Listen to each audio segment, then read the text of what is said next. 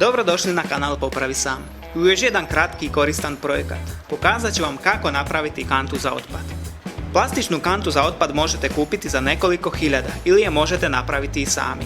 Ako je pravite sami, koštat će vas samo vaše vrijeme. Ako ste osoba koja želi uglavnom sama da popravlja i pravi razne stvari, na pravom ste mjestu. Kanal Popravi sam je baš takvog sadržaja. Pogledajte i ostale videoklipove, sigurno ima nešto i za vas.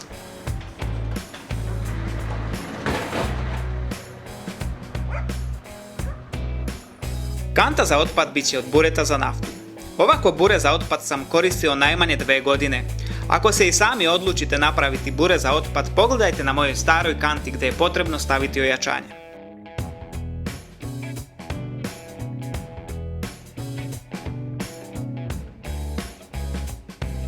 Ovo je stara dotrajala kanta. Služila me je najmanje 2 godine.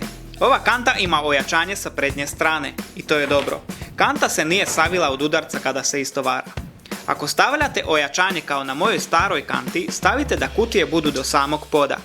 Na taj način kanta će biti zaštićena od udarca i trajat će vas mnogo duže. Ovako sam ja napravio nosače na staroj kanti, a sada ću samo nosače prebaciti na novu kantu i to je to. Nova kanta će biti u crvenoj boji, neću je farbati, to je samo kanta za otpad. Prvo otvorim poklopac na vrhu bureta.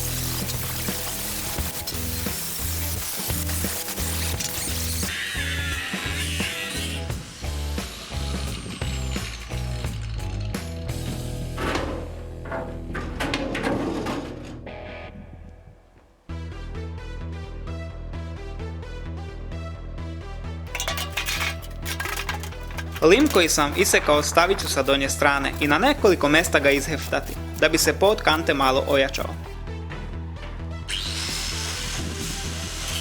Na staroj kanti skinem nosače za točkove. Ako vam je plastična kanta polomljena, točkove možete iskoristiti za kantu od bureta.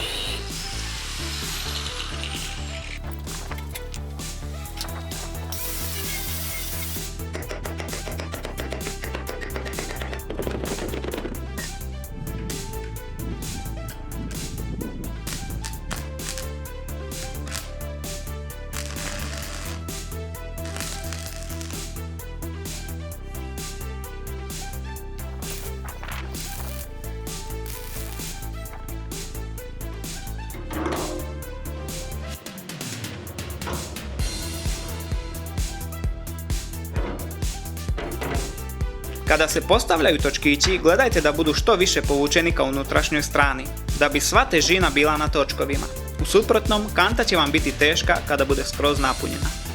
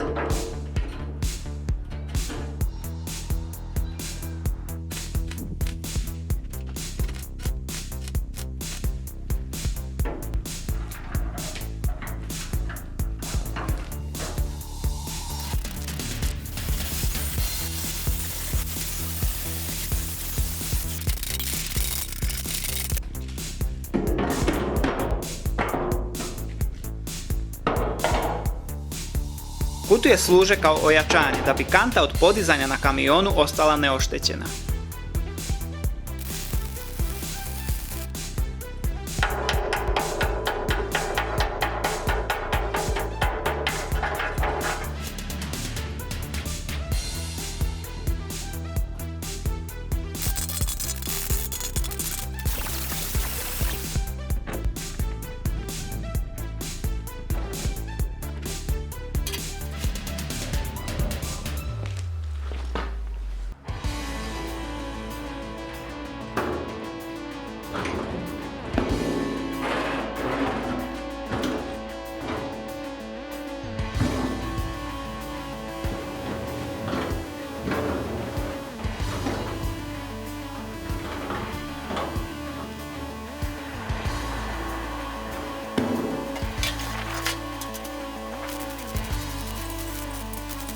Na kraju stavim L profil da bi kanta bila u vodoravnom položaju.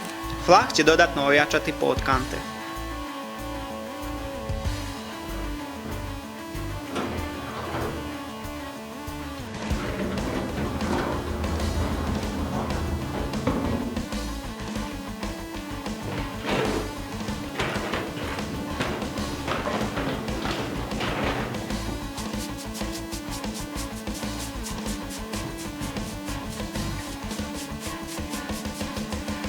To bi bilo to u ovom videoklipu. Sada mogu bez problema tovariti u staru, a novu kantu za otpad.